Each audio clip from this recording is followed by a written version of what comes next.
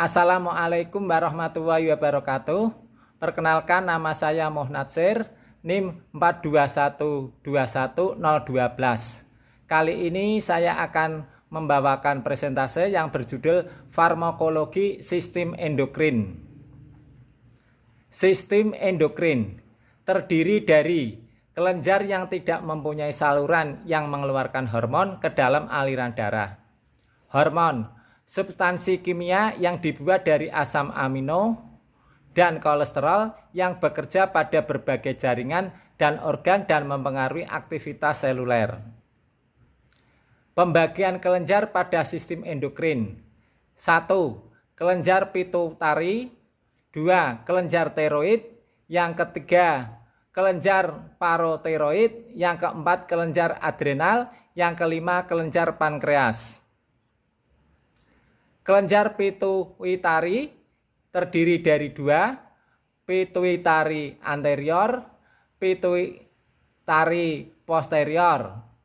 Pituitari anterior terdiri dari 4, TSH, ACTH, GH, hormon gonadotropik. Pituitari posterior terdiri dari 2, ADH, oksitosin. Kelenjar pituitari, thyroid stimulating hormone, merangsang pelepasan levothyroxine dan triiodothyronin dari kelenjar tiroid. Hipersekresi TSH menyebabkan hipertiroidisme. Hiposekresi TSH menyebabkan hipotiroidisme. Adrenokortikotropik hormon, merangsang pelepasan 1. Glukokortikoid atau kortisol. 2. Mineralokortikoid atau aldosteron. Dan yang ketiga, androgen. Peningkatan serum kortisol dari korteks adrenal menghambat pelepasan ACTH di hipofisis. Growth hormone, somatotropik hormon, bekerja pada semua jaringan tubuh, terutama pada tulang dan otot-otot skeletal atau otot rangka. Jumlah diatur oleh growth hormone releasing hormone dan growth hormone inhibiting hormone. Gonadotropik hormon mengatur sekresi hormon dari ovarium dan testis, yaitu follicle stimulating hormon mempercepat pematangan folikel ovarium dan mengaktifkan produksi sperma di testis. Yang 2, luteinizing hormon bergabung dengan FSH, bekerja dalam pematangan dan produksi estrogen dan mempercepat sekresi androgen dari testis. Yang ketiga, prolaktin merangsang pembentukan susu dalam jaringan payudara sesudah melahirkan. Antidiuretik hormon dan oksitosin. Yang pertama, ADH meningkatkan penyerapan kembali air dari tubulus ginjal dan mengembalikannya ke sirkulasi sistemik. Yang kedua, oksitoksin merangsang kontraksi dari otot polos pada uterus. Pembagian kelenjar pada sistem endokrin. Pertama, kelenjar pituitari.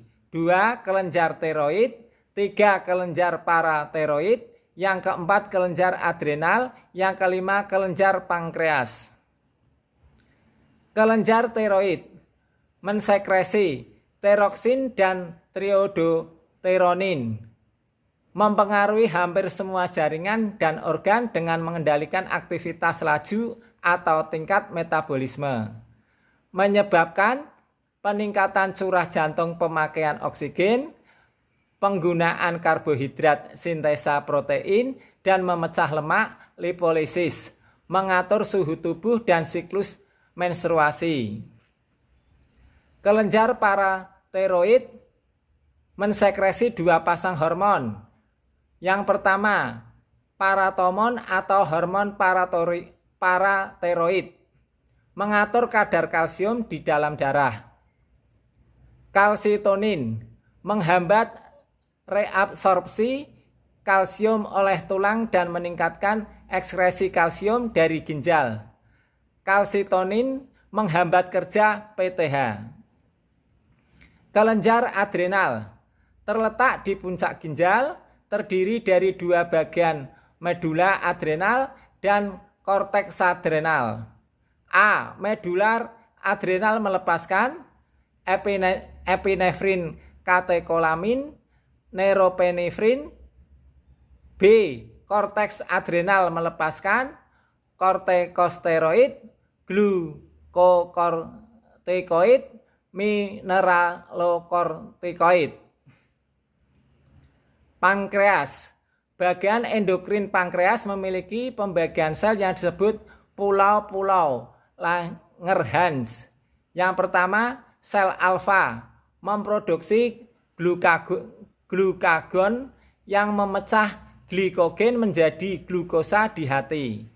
2. Sel beta memproduksi insulin yang mengatur metabolisme glukosa. Pengobatan.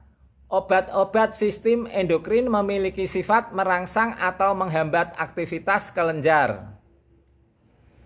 Adrenokortikotropik hormon disebut ACTH, kortikotropin ACTHAR. Kortikotropin merupakan larutan ACTH murni dalam gelatin untuk suntikan IM atau SC, dipakai untuk mendiagnosis gangguan kelenjar adrenal, mengobati insufisiensi kelenjar adrenal, dan sebagai antiinflamasi dalam mengobati suatu respon. Cara kerja: merangsang kelenjar adrenal untuk mensekresikan kortikosteroid, waktu paruh 15-20 menit. Kortikotropin menekan respon imun dan inflamasi. Efek samping: mengakibatkan peningkatan sekresi hormon korteks adrenal, reaksi hipersensitivitas, alkalosis hipokalomik. Interaksi obat: timbul keracunan digitalis, diuretik, dan pensilin menyebabkan hipokalemia. Rifampin dan barbiturat mengurangi efek ACTH. Thyroid stimulating hormone dan kelenjar tiroid. Indikasi utama preparat hormon tiroid adalah terapi pengganti, digunakan untuk penderita hipotiroid yang mungkin disebabkan oleh gangguan kelenjar tiroid atau penyebab primer, atau menurunnya sekresi TSH, penyebab sekunder, terapi dengan radioiodin. Myxedema, hipotiroidisme yang berat, levothyroxine dan liutrionin meningkatkan tingkat metabolisme. Interaksi obat: meningkatkan efek antikoagulan, menurunkan efek digitalis. Antitiroid, menghambat sintesis hormon tiroid pada kasus hipertiroid. Bermanfaat untuk hipertiroidisme yang disertai dengan pembesaran kelenjar tiroid. Penyakit Graves atau tirotoksikosis. Hipertiroidisme yang paling sering terjadi karena hiperfungsi kelenjar tiroid. Operasi pengangkatan dan terapi yodium radioaktif. Interaksi: menurunkan efek insulin dan antidiabetik oral. Digoxin meningkatkan efek obat-obat tiroid.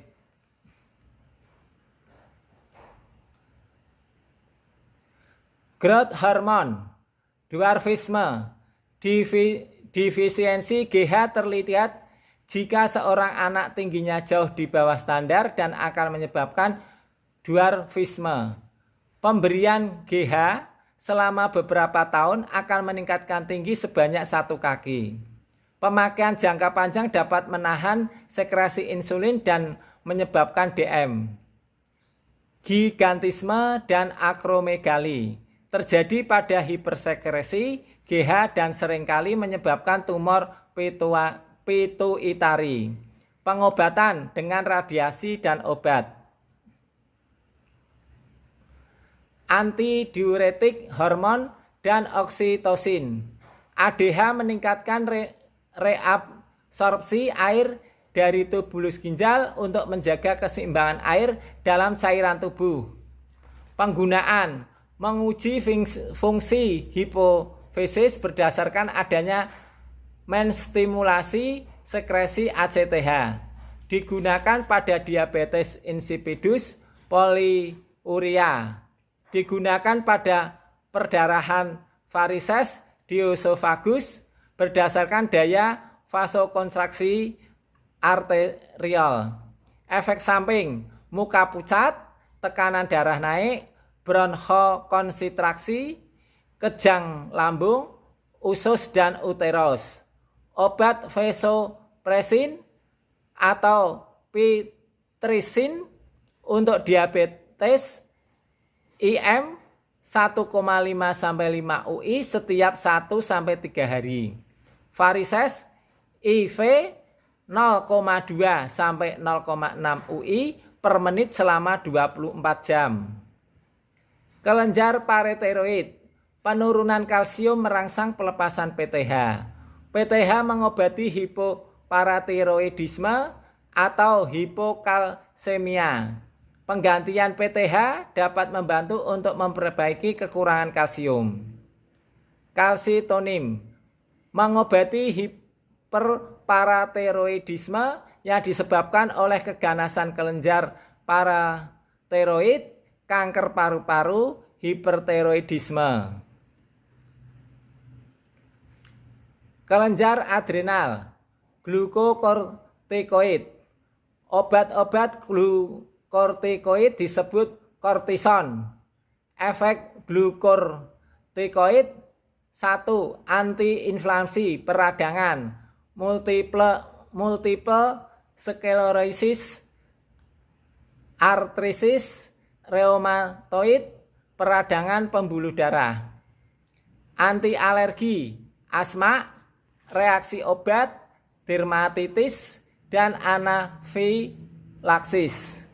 Anti stres, mengurangi kecemasan dan menstabilkan kekecewaan emosional. Peningkatan gula darah, deposit lemak yang abnormal di wajah dan tubuh, moon face, buffalo humps, hipertensi, tukak peptik, dan retardasi pertumbuhan. Interaksi obat meningkatkan potensi. Aspirin, diuretik, menurunkan efek antikoagulan dan antidiabetik oral, antacid, rifampin, bariturat, mengurangi kerja obat ini. Mineralokortikoid, hormon-hormon ini mempertahankan keseimbangan cairan dengan peningkatan penyerapan natrium dari tubulus ginjal. Efek hipokalemia akibat kehilangan kalium dengan kemih dan udema serta berat badan meningkat karena retensi garam dan air, juga risiko hipertensi dan gagal jantung. Pilihan obat, aldosteron, deoksikosteron, kortisol. Diabetes mellitus. Diabetes mellitus disingkat DM, suatu penyakit kronis yang terjadi akibat kekurangan metabolisme glukosa disebabkan oleh kurangnya sekresi insulin di sela-sela beta. Tipe diabetes mellitus. Insulin dependent diabetes mellitus atau IDDM, terdapat destruksi dari sel beta pankreas, insulin tidak diproduksi. Non-insulin dependent diabetes mellitus NIDDM, jumlah insulin yang diproduksi kurang.